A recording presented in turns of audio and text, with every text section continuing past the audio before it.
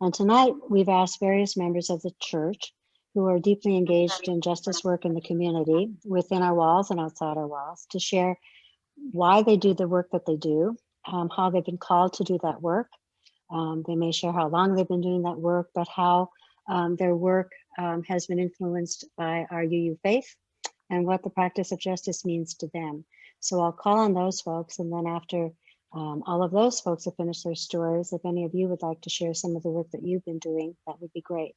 And this is by no means an exhausted list because everybody's engaged in some type of justice work, but these are good folks that can get the discussion going. So I think they're all prepared. So I'll just randomly invite one. So let's start with Phil Wheeler. Hi, I guess I'll start with a justice effort that the Unitarian Universalist Church engaged in collectively. And that was back starting in February or March of 2017, after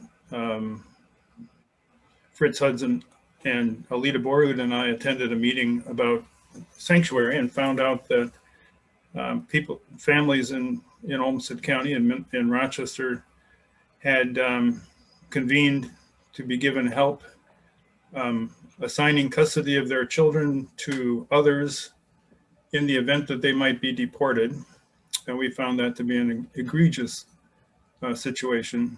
We embarked on an effort to get the church involved in sanctuary. And as part of that effort, by October, we had voted overwhelmingly to engage in sanctuary with the support of several other community churches and other organizations. We realized that those people that we might eventually get into sanctuary would need legal support. At the same time that we were doing this, Hennepin County and Ramsey County were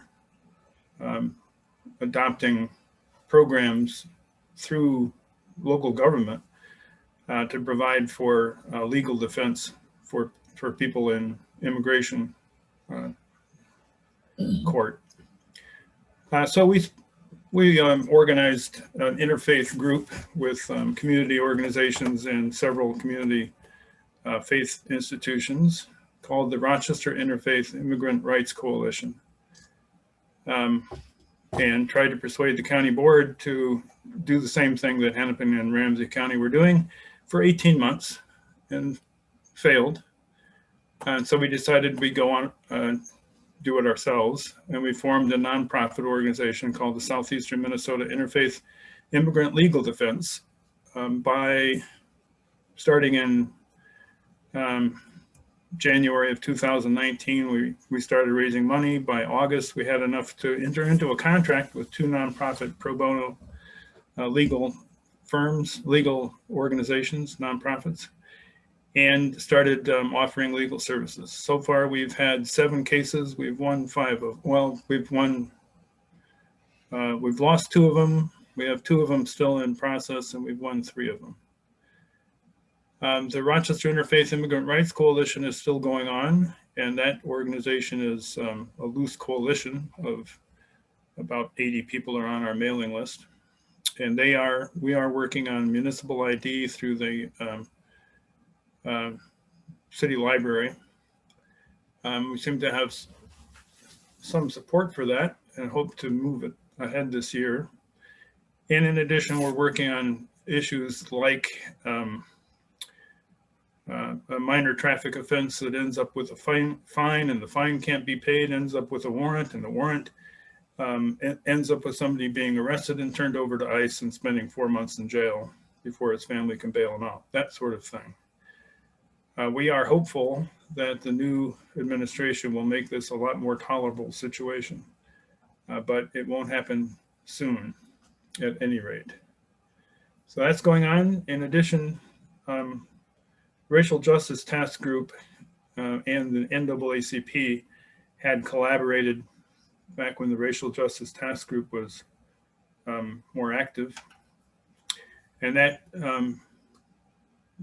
those efforts continue at the NAACP.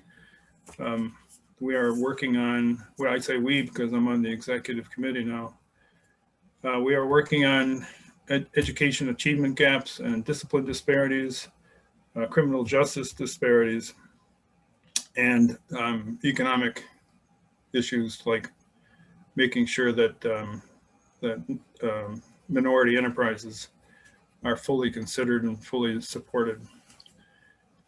Why I do this personally is, well, people have different definitions of what faith means. My definition of faith is when you believe something without any solid evidence to that in support of it. So I don't think there's any solid evidence that says that love is better than hate or that justice is better than injustice, but I have faith that that's true. And so that's why I'm engaged in this work. So that's great. Thank you, Phil. You're welcome. Thank you, Phil. Let's go next to Sandy McLaughlin. Good evening. My social justice journey, UU, faith, and practice. I grew up in the Midwest, raised by a first-generation Italian immigrant mom and a World War II vet Union father. I knew that Italian girls in the 30s finished school by 8th grade and then supported themselves. I knew that you did not speak Italian. I heard the words strike, boycott, and picket line often. I learned as a teen that Eau Claire was a sundown town. Neither Hank Aaron playing Summer League baseball nor the 400-line railroad reporter, his wife and daughters could spend the night within the city limits. I never heard my parents say a racial slur. Twice in my teens, a youth conference in Miami and on the UW Eau Claire campus, I heard Dr. King deliver eloquent speeches. I watched in horror as the civil rights movement unfolded on television. Attending grad school 1967 to 69 at Old Dominion University in Norfolk, Virginia, I learned that segregation and overt racism were very real. In the new LBJ world, a war on poverty, one of my student teaching experiences was with Head Start. I was sent to an all-Black school, Hampton Institute for training, and later assigned to a summer program in Virginia's poorest county. I experienced the South. A truck driver with gun, clearly visible, intimidating teachers and children whenever he circled the former white-only country school. I received distraught phone calls at night from the first Black grad student integrating my university. I heard Governor George Wallace invited to speak on campus to a Confederate flag-waving crowd, not so different than what we've seen recently in our country. Driving home one night, in 1968, I learned that Dr. King had been assassinated. And when I got home, my white neighbor was outside cheering. Remember the grape boycotts? In what seems another lifetime, the 70s, John, our 2.5-year-old and soon to be new baby, lived at La Paz, a closed California TB sanitarium and the new United Farm Workers headquarters. I saw that Cesar Chavez had bodyguards and German shepherds protecting him always. I knew that volunteers at night took turns guarding the property and the people. I was certainly afraid. The Kennedys, Medgar Evers, and King had already been assassinated. John was on a social justice leave from IBM to computerize the first farm worker union health contracts. I was trying to be a good mother, providing daycare in our tiny trailer for children of working union moms, organizing a playground through the generosity of Rochester Methodists, and working toward a goal of on-site daycare. I attended weekly meetings where Spanish was the language and I needed the interpreter. Once again, I knew about strikes, boycotts, and picket lines. Marches and rallies were common. I learned about California ballot propositions and get out the vote. I met Coretta Scott King, a widow. I saw Dolores Huerta pass in and out from one boycott city to another. And so my religion changed. A baptized Catholic, a confirmed Lutheran, and a social justice Methodist picked up a book in a small California mountain town library written by Universalist Sophia Lyon-Foss. Between those pages, I found a belief system in which I could raise my daughters. Maybe I was always a Universalist. Now, almost 50 years later, at First UU, you may know of my social justice passion, outreach that so many other UUs have volunteered with and supported financially. 5 years of Home Start at Interfaith Hospitality Network's Day Center, a UU volunteer-led early childhood program. The first ever Rochester Interfaith Habitat home, built with and for a Somali family. Channel 1 Willow Creek Middle School Backpack Food Program, speaking up for Project Legacy, and recently Black Lives Matter rallies and the Georgia postcards. I think they made a difference, don't you? Today, Hawthorne Helps, and I'm assuming you all know about that. Still operating in a reduced way during COVID, serving 22 family literacy students. There are 34 babies, toddlers, and preschoolers, plus 40 more siblings, as well as other adult members, tops out over 100, and these folks represent 8 countries.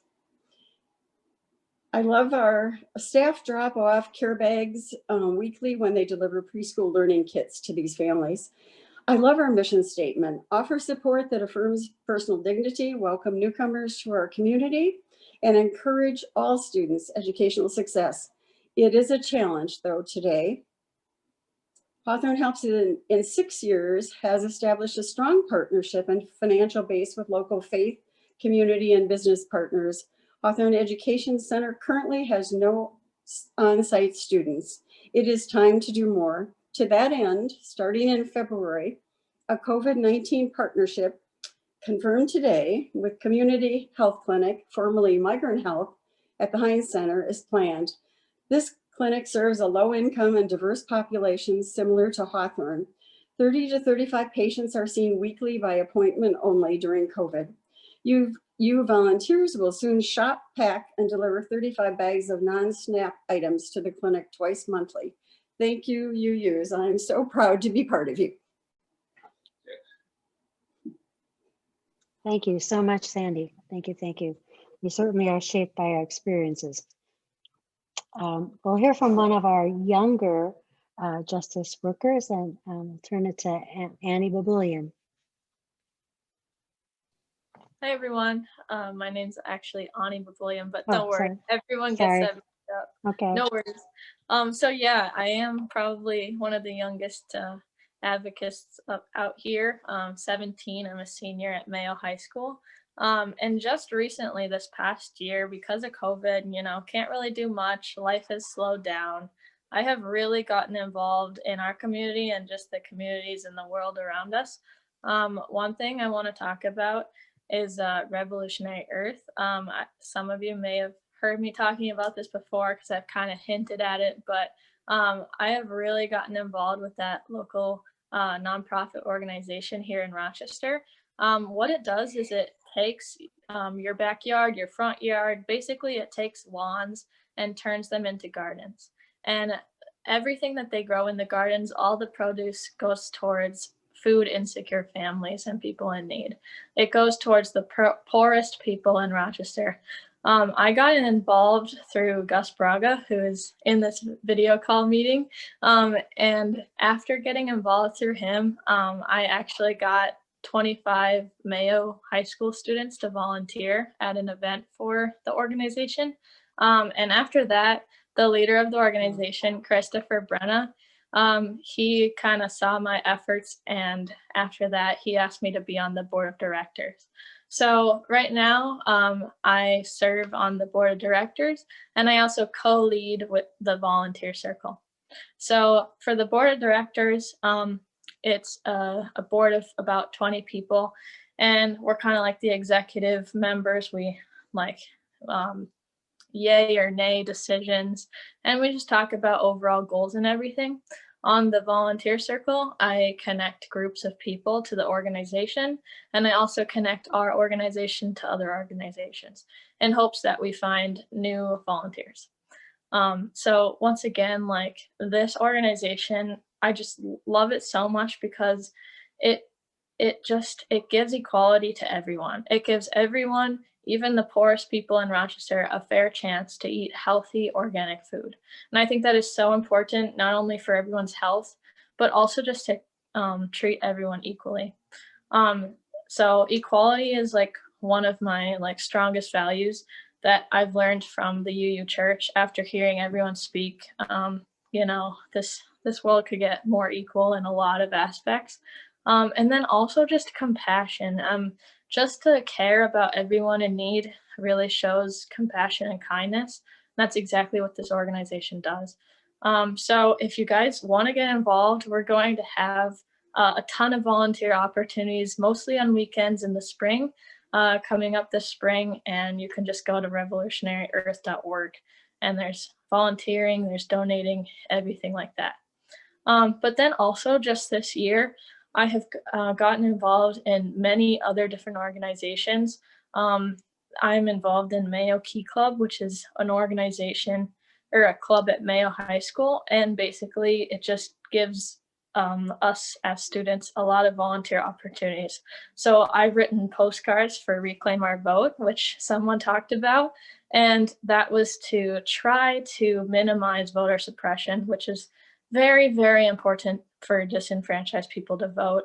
And it worked, so that's good. And then also senior letters. I wrote about 50 letters to seniors in nursing homes who are just isolated and lonely. And I have heard that it really made a difference, especially during the holiday months.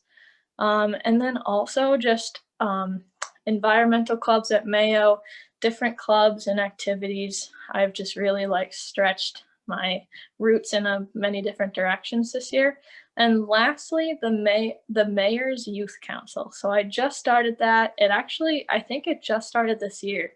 The Mayor's Youth Council. So that's a group of students from all the high schools. I'm one of the Mayo representatives, and we get together once a month and we talk about initiatives and plans and problems that us as students want to see fixed or worked on. And so we meet with Mayor Kim Norton, and we just try to put plans in place and try to get our voices heard. So, and thank you all for doing stuff in this community. It's very important. Thank you, Ani. Wow. Thank You're you, an Ani. If I could inspiration. just interject briefly too. Yes, an inspiration. I feel like, gosh, I got to get to work, be more like Ani. March 3rd, there will also be a forum, one of our Wednesday night forums, where Ani and Gus and Chris from Revolutionary Earth will be speaking about that organization. So if you want to hear more, March 3rd here on a Wednesday night. Yeah, and once again, if anyone has any questions, feel free to reach out or just unmute. Thank you, Ani. And that's a nice segue. I think, Gus, you had wanted to share something. Sure. I just wanted to say a little bit more about Revolutionary Earth. You know, they just started about a year and a half ago, so they're still developing, but have made great strides. And, you know, their purpose is to empower compassionate people to transform urban waste and scarcity into an ecosystem.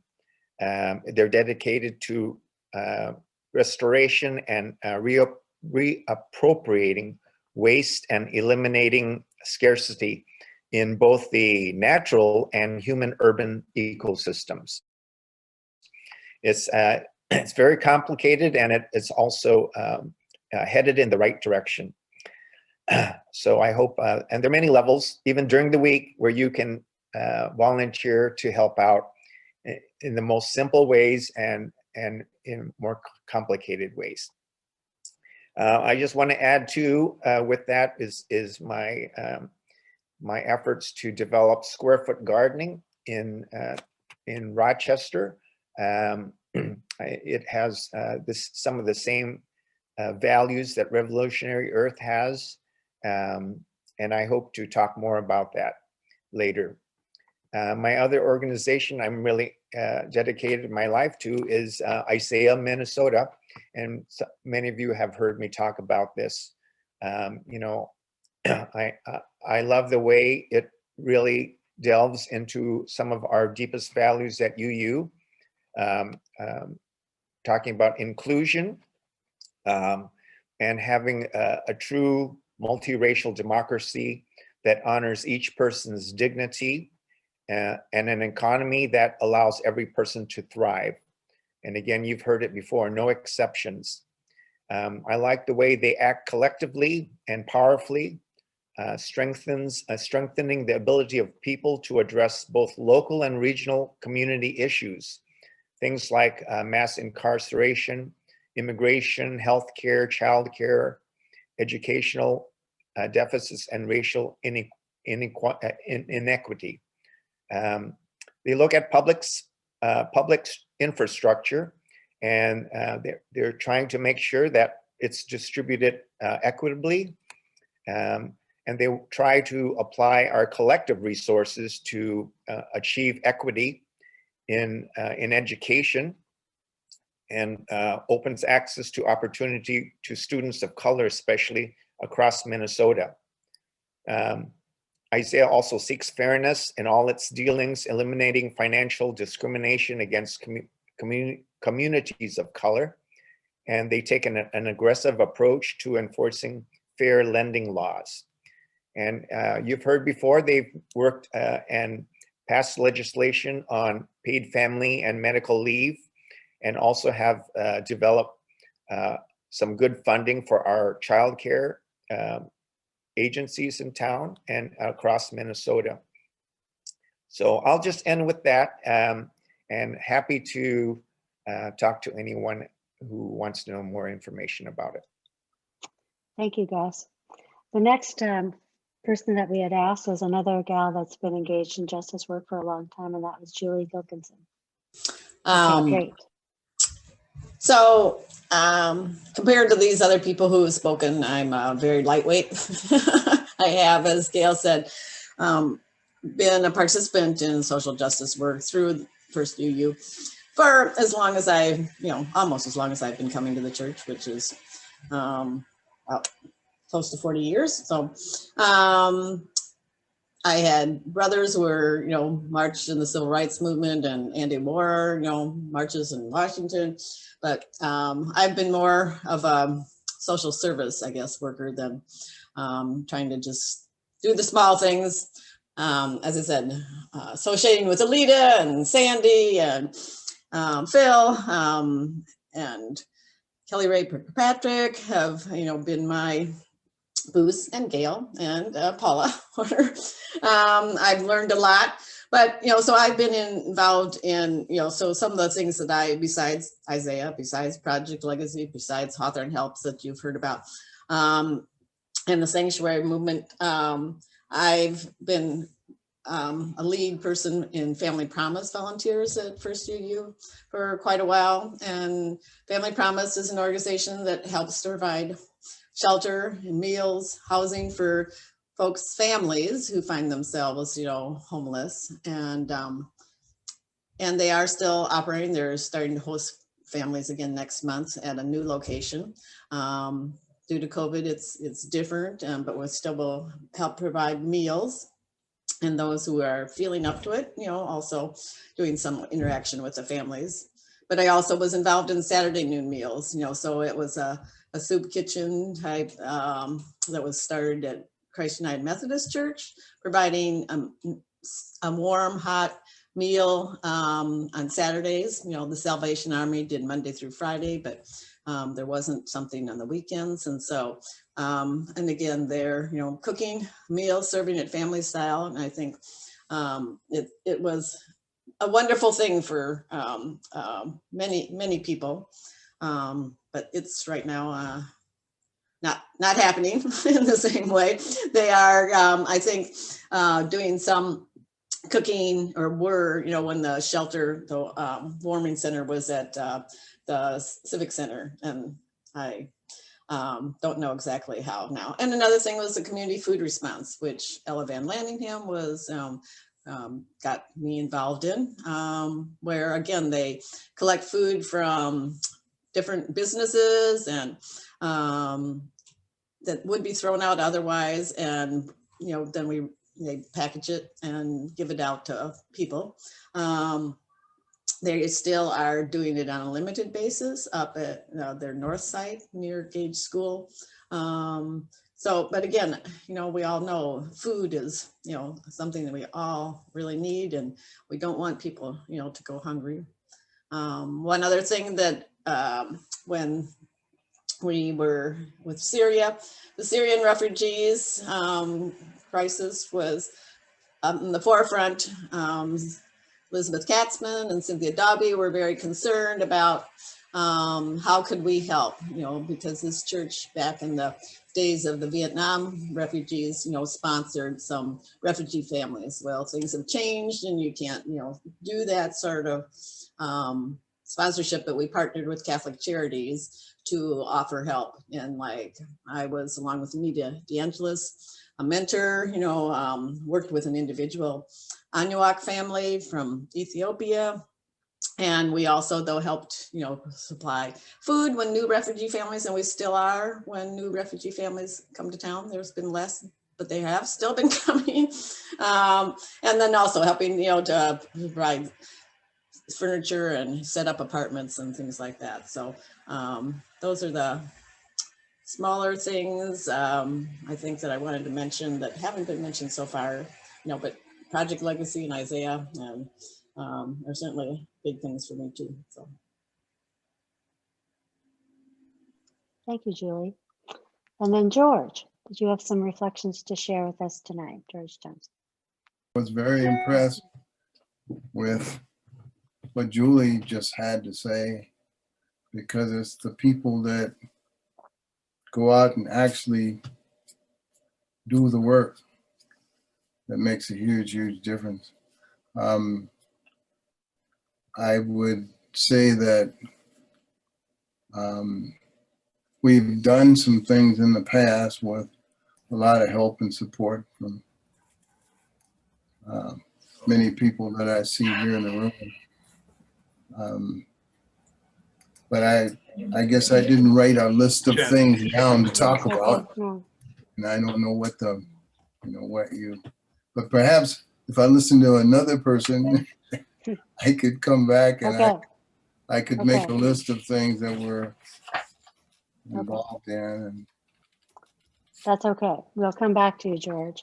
Before we open it to others who want to share, I wanted to mention work, and for me, why speaking up and being an advocate for those living with disabilities is important. I think oftentimes we become engaged in justice work because it strikes home and it impacts us personally. And oftentimes we're just called to do something else because we think it's the right thing to do.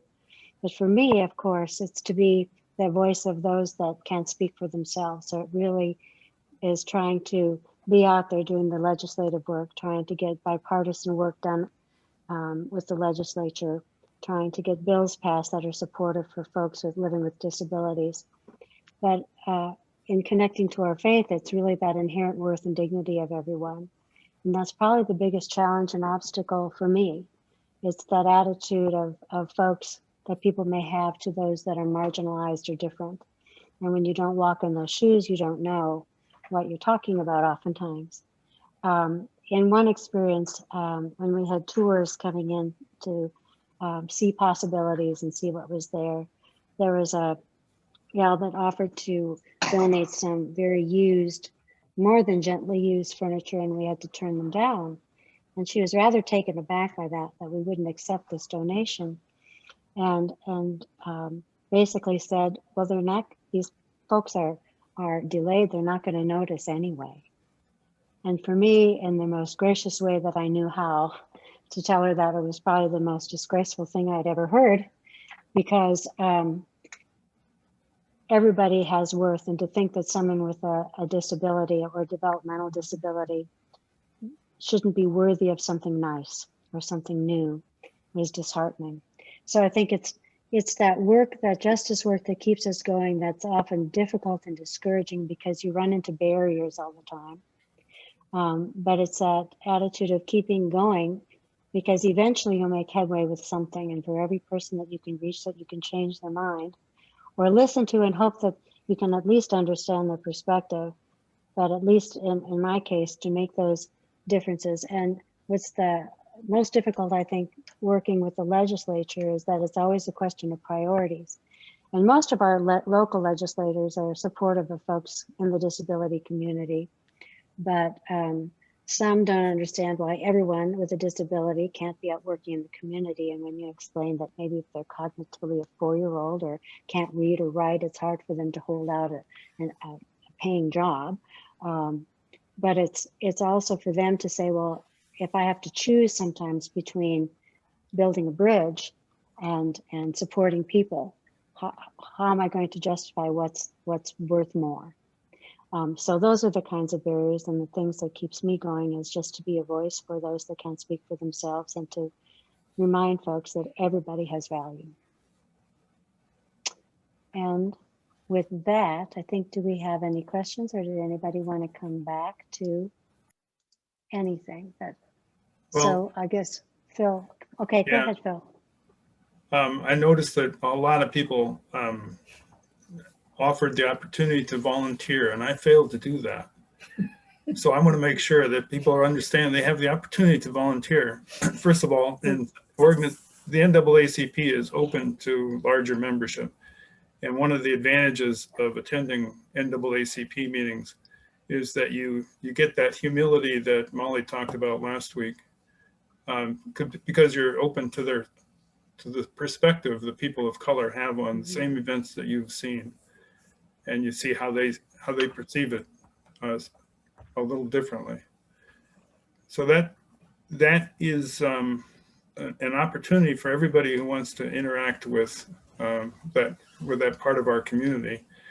First of all, and to get involved in things like Colorado has adopted a limitation on that type of immunity that police officers have. Illinois has adopted a change in their policy on bail, and these are both things that could be done at the state level.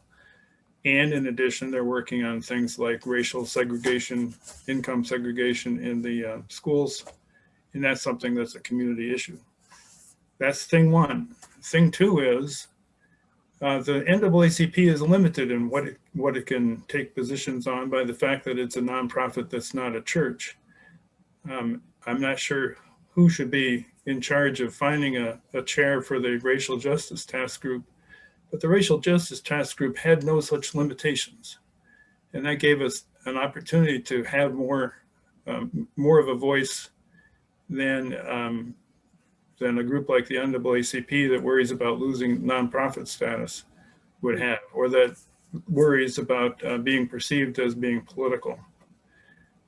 As an illustration, the local NAACP decided not to take a position on Hagedorn's position with regard to suppressing the votes of minority communities. The Racial Justice Task Group wouldn't have that kind of restriction. So that's all I got to add. Thanks.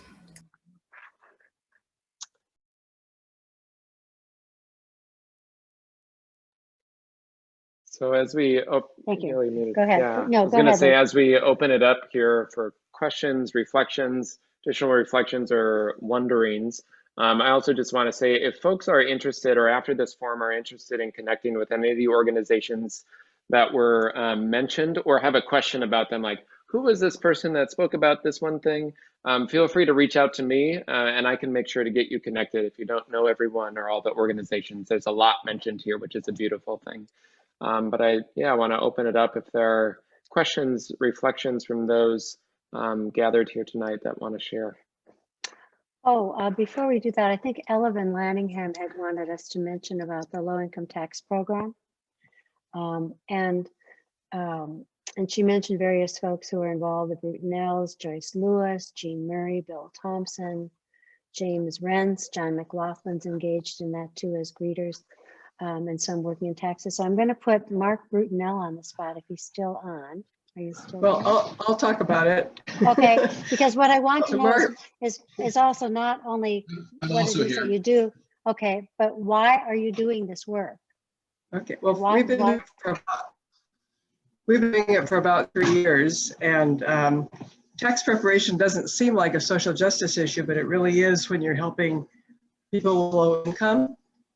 We have a lot of people who don't have enough income that they would have to file tax returns, but if they don't get the earned income credit from the federal government or the working family credit from Minnesota, which can mean thousands of dollars in their pocket, depending on how many kids they have and how much money they earn. And for people who do have a filing requirement and have to pay tax, we still save them the money that they would have to pay to a paid preparer. And if they try to do it themselves, they'd likely lose out on deductions that they may not know about. So it really does help low-income people have a little extra money. And it's fun. Unfortunately, this year we can't meet directly with people. We're going to be doing it on the phone, which is going to be a little unusual, but hopefully by next year we'll be back to normal. Kathy did mention that we get back their withholding, which if they didn't file, they couldn't get. Okay. Thank So you. you have to like numbers, but we also would love more people to do it. There, as you mentioned, there are a lot of people in our congregation who do, because Ella is such a good person to ask people to do it. A recruiter is the word I was looking for. She's such a good recruiter, but we can always choose more people. Great. Thank you. Does anybody have any other story that they'd like to share, or organization they're involved with, or just what the practice of justice means to you, or how this has been influenced just by being a Unitarian Universalist? If not, this might be just a nice segue to have Luke give a closing for tonight's Glad to. forum. Yeah. And thank you all for sharing. Yes, huge thank you to those who are sharing and others who couldn't join us, to the collective years of work and the amount of inspiration that you provide to others to also join into that work. One thing that came to mind as you all were sharing in these different types of justice work, advocacy, political work, as well as different disciplines, I suppose, of justice work, environmental justice, racial justice, and knowing the intersections of them. So reminded of the work of, kind of in tandem, Dr. King and Thurgood Marshall. Dr. King, with one particular quote that comes to mind often, is that I can't make a person stop hating me, but it's pretty important to pass a law so they can't lynch me.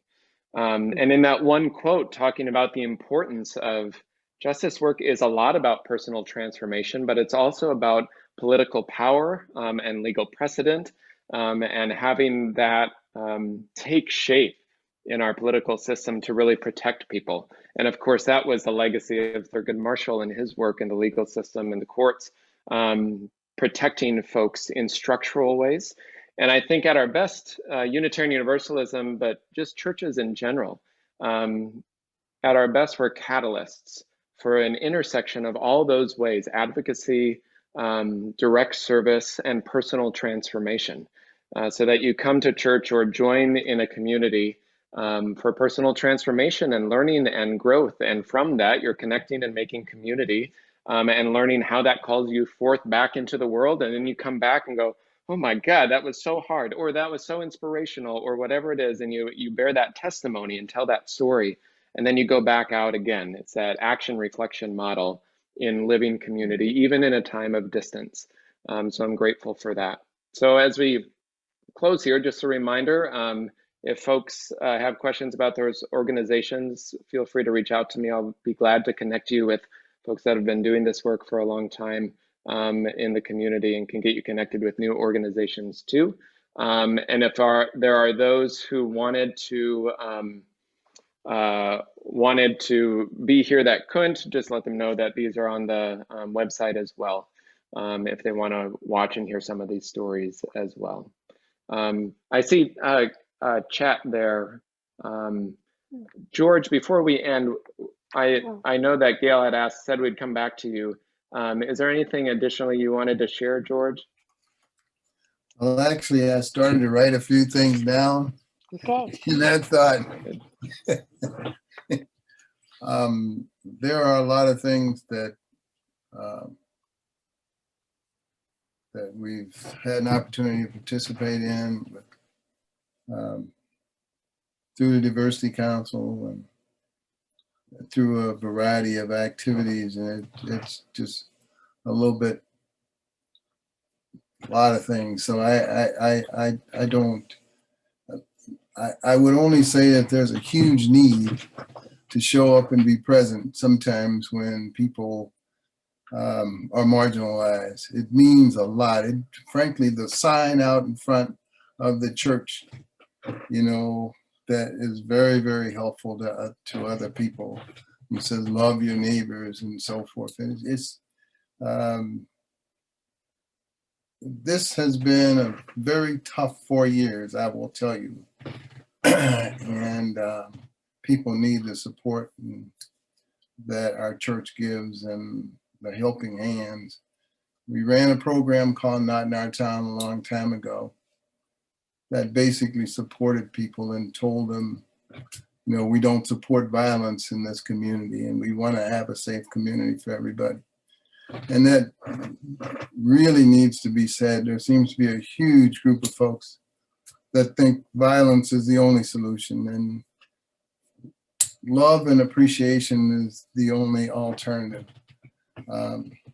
Minorities are not the majority. So I would just say we really need your help. And I would just say that asking what areas you could be the most help in would be very helpful. So I won't.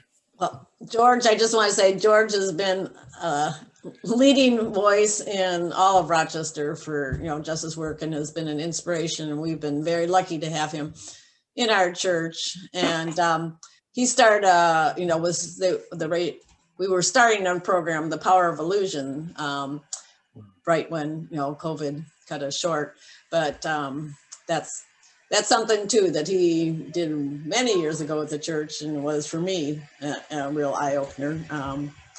And again, just looking at, you know, looking inside ourselves by learning, you know, as Dale said about, you know, disabilities, you know, they have opened up my mind. And then, you know, George in the racial justice group, you know, it's, yeah, I mean, you know, it's deep seated. You don't know inside of you that you don't feel that there's anything, but, you know, we are sometimes not helping when we, you know, really mean to be and want to be helping, but we're choosing the wrong way. So again, yeah, that deep listening and humility and taking direction from people who have more wisdom. Thank you. I'll venture to say one other thing. It's the white allies that make the difference. It's people stepping up and saying, hey, this is wrong. I'm not supporting this. It makes the difference. Minorities can yell and scream for a long time, but obviously for over 400 years, we've only come so far. It's the folks that step up and say, you know, the folks very frankly like Phil Wheeler, like Kathy Brutenell, like Julie. There are a lot of folks. Unfortunately, I'm going to leave, but it's and it's just Gus. I mean, it just takes people to step up and say, I care for my fellow man. That we're all brothers and sisters. We know there's no difference. I mean, biologically, and so it just. But we have perpetrated a lie for a long time that people are inferior, and it helps when a white ally stands up and says to another white person that this is not right. It makes a difference in terms of what you do. And so I just want you to know I certainly appreciate that. But that's the only way things are going to change. Sarah's out, Sarah Phelps. And I look around, I see people, and I go, of course, Terry, but I look around and I say, that we do really need your help and support, Amy, so forth. So, at any rate. Thank you, George. That was a perfect ending to Thank this you, forum. George. Going off of that, while he was talking, I was just thinking of this last point to make. It's like a domino effect, once like I started getting into Revolutionary Earth, I told all my friends, I told all my family, and now they're excited. And I just like, one person's excited and it's like a domino effect if once it starts getting going. And I think that's fantastic. I completely agree. But then just one last thing, I know we're kind of past Okay. time here. One last thing that I just wanted to bring up, especially for me, and it might not be the case for you guys since you've been doing this longer than I have, but just because of COVID, I have really been able to slow down. Like my life has just slowed down. I'm not rushing to tennis, rushing to school, rushing to activities. I've been able to slow down and get more involved. And it has literally been one of the best things I've done yet. I don't know if that's the case for you guys. I mean, I know COVID has a lot of cons, but just it has actually opened a lot of doors for me, and I hope it has for you guys too. Thank you, Ani. Thank you. And thank you, Gail, for hosting, and thanks all for your reflections. So I'll extinguish our chalice. If you have one lit, make sure you extinguish it too. With these words from Wayne Arneson, who says, "The way is often hard, the path is never clear, and the stakes are very high. But take courage, for deep down there is another truth. You are not alone." Thank you for joining in this community of justice work. Be well, stay safe, and thanks for all you're doing.